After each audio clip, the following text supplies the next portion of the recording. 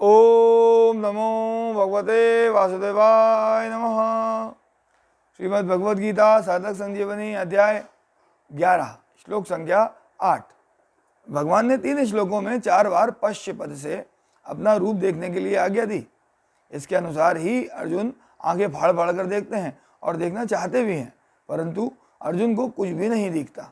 इसलिए अब भगवान आगे के श्लोक में अर्जुन को न दिखने का कारण बताते हुए उनको दिव्य चक्षु देकर विश्वरूप देखने की आज्ञा देते हैं।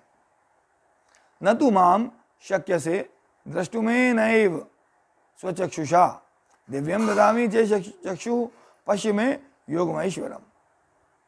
तू अपनी इस आंख से अर्थात चर्म चक्षु से मेरे को देख नहीं सकता, इसलिए मैं तुझे दिव्य चक्षु देता हूं जिससे तू मेरी ईश्वर संबंधी सामर्थ्य को देख। न तु माम शक्य से द्रष्टुमेनैव स्वचक्षुषा, तुम्हारे जो स्वचक्षु हैं इनकी शक्ति बहुत अल्प और सीमित है। प्राकृत होने के कारण ये चर्म चक्षु केवल प्रकृति के तुच्छ कार्य को ही देख सकते हैं, अर्थात प्राकृत मनुष्य पशु पक्षी आदि के रूपों को, उनके भेदों को तथा धूप छाया आदि के रूपों को ही देख सकते हैं परंतु वे मन बुद्धि इंद्रियों से अतीत मेरे रूप को नहीं देख सकते। दिव्यम ददामि ते चक्षु पश्य में योगमैश्वरम, मैं तुझे अतीन्द्रिय अलौकिक रूप को देखने की सामर्थ्य वाले दिव्य चक्षु देता हूँ, अर्थात तेरे इन चर्म चक्षुओं में ही दिव्य शक्ति प्रदान करता हूँ जिससे तू अतीन्द्रिय अलौकिक पदार्थ भी देख सके और साथ साथ उनकी दिव्यता को भी देख सके। यद्यपि दिव्यता देखना नेत्र का विषय नहीं है, प्रत्युत बुद्धि का विषय है, तथापि भगवान कहते हैं मेरे दिए हुए दिव्य चक्षुओं से तू दिव्यता को अर्थात मेरे ईश्वर संबंधी अलौकिक प्रभाव को भी देख सकेगा। तात्पर्य है कि मेरा विराट रूप देखने के लिए दिव्य चक्षुओं की आवश्यकता है। पश्य क्रिया के 2 अर्थ हैं, पहला बुद्धि या विवेक से देखना और दूसरा नेत्रों से देखना। 9वें अध्याय के 5वें श्लोक में भगवान ने पश्य में योगमैश्वरम कहकर बुद्धि के द्वारा देखने या जानने की बात कही थी। अब यहाँ पश्य में योगमैश्वरम कहकर नेत्रों के द्वारा देखने की बात कहते हैं।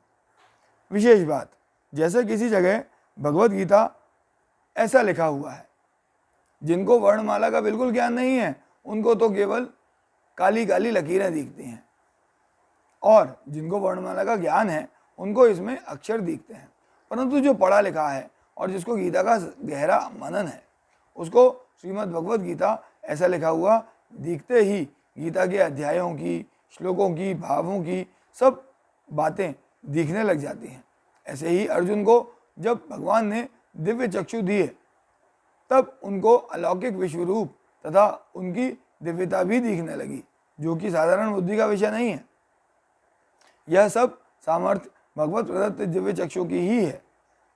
अब यहाँ एक शंका होती है कि जब अर्जुन ने 4थे श्लोक में कहा कि अगर मैं आपके विश्वरूप को देख सकता हूँ तो आप अपने विश्वरूप को दिखा दीजिए, तब उसके उत्तर में भगवान को यह 8वां श्लोक कहना चाहिए था कि तू अपने इन चर्म चक्षुओं से मेरे विश्वरूप को नहीं देख सकता, इसलिए मैं तेरे को दिव्य चक्षु देता हूँ। परंतु भगवान ने वहाँ ऐसा नहीं कहा, प्रत्युत दिव्य चक्षु देने से पहले ही पश्य पश्य कहकर बार बार देखने की आज्ञा दी। जब अर्जुन को दिखा नहीं तब उनको न देखने का कारण बताया और फिर दिव्य चक्षु देकर उसका निराकरण किया। अतः इतनी झंझट भगवान ने की ही क्यों? साधक पर भगवान की कृपा का क्रमशः कैसे विस्तार होता है यह बताने के लिए ही भगवान ने ऐसा किया, क्योंकि भगवान का ऐसा ही स्वभाव है। भगवान अत्यधिक कृपालु हैं। उन कृपा सागर की कृपा का कभी अंत नहीं होता। भक्तों पर कृपा करने से उनके विचित्र विचित्र ढंग हैं। जैसे पहले तो भगवान ने अर्जुन को उपदेश दिया, अर्जुन के उपदेश के द्वारा अर्जुन के भीतर भावों का परिवर्तन कराकर उनको अपनी विभूतियों का ज्ञान कराया।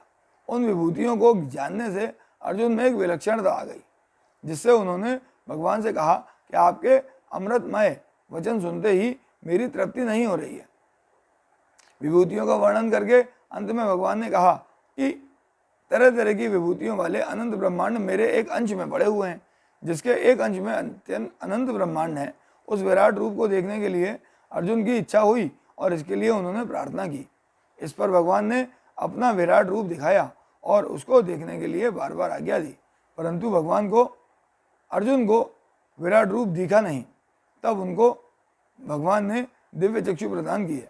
सारांश यह हुआ कि भगवान ने विराट रूप देखने की जिज्ञासा प्रकट की, जिज्ञासा प्रकट करके विराट रूप देखने की इच्छा प्रकट की, इच्छा प्रकट करने पर विराट रूप दिखाया। अर्जुन को नहीं दिखा तो दिव्य चक्षु देकर उसकी पूर्ति की। तात्पर्य यह निकला कि भगवान के शरण होने पर शरणागत का सब काम करने की जिम्मेवारी भगवान अपने ऊपर ले लेते हैं। ओम नमो भगवते वासुदेवाय नमः।